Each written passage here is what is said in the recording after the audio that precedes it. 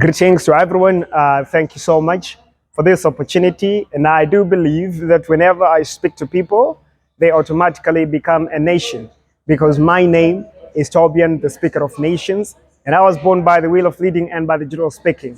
I'm here to give much more honor to the President of the Republic of Zimbabwe, Comrade Emmerson Dambudzo Mnangagwa, for such a vision which is called the Vision 2030, which is giving birth to what we are here for today, which is Education 5.0, which is also coming with branches like innovation, which is also coming with branches like various initiatives and various projects which have made each and every one of us here today to come and actually witness this great cause. But there is one thing that I really want to assure nations as I stand here today. So one day I went on a mountaintop with my father and I asked him, what do you think is necessary for Africa to develop? And then he told me that, son, there's only one thing that is going to make Africa develop. And then I said, what? And then he told me that there is a thing called identity, or identity, the law of language and purpose. And I said unto him, what does it mean? How is it essential to the development of Africa as a continent? And he told me that, son, identity, purpose, and language is that one thing that will stay with you when I'm no longer here. And he also told me that identity and purpose is that one thing that will stay with you when money is not with you, which means the primary resource that we need as nations or as a global purview, it is to realize, to discover who we are, because there is one scholar, an African scholar, who literally said every generation should discover who they are and make sure that they impress who they are and they work according to who they are. And I was trying as much to analyze things, and I was coming here.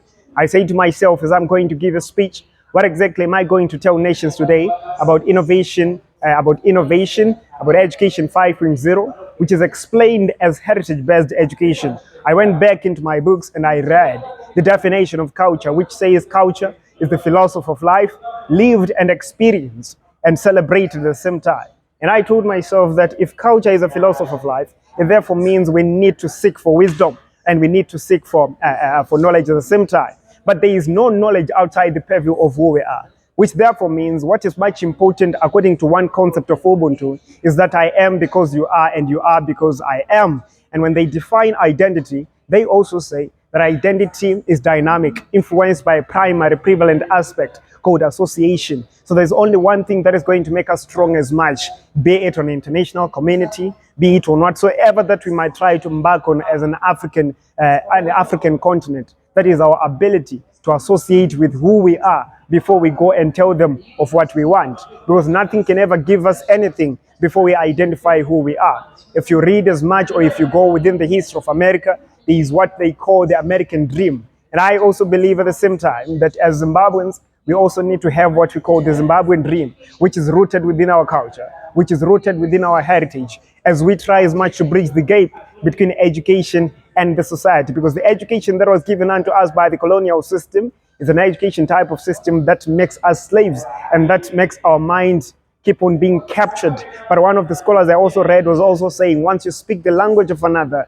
you become a slave unto another. So if there is a conducive or there is a necessary language that we should be speaking amongst ourselves, is how to innovate, how to make sure that we come up with variables and various initiatives and projects which defines who we are. I'm hearing of artificial intelligence and I'm telling myself as well, how exactly is it going to help Africa? Should Africa be concerned? But indeed we should be concerned because we're supposed to be developing. So thank you so much. We are going to be talking to every young person, and I'm really calling upon you that you identify who you are. You are not coming to the University of Zimbabwe as an empty bucket, according to my mentor, to be filled, but you're coming as gold or as value or as a resource to be discovered and then deployed unto societies. We are not called for the school, but we are called for the societies. Thank you so much for the opportunity that you gave me today. And I believe as much as I'm going to be speaking to nations, you're also going to be acting upon nations as we all act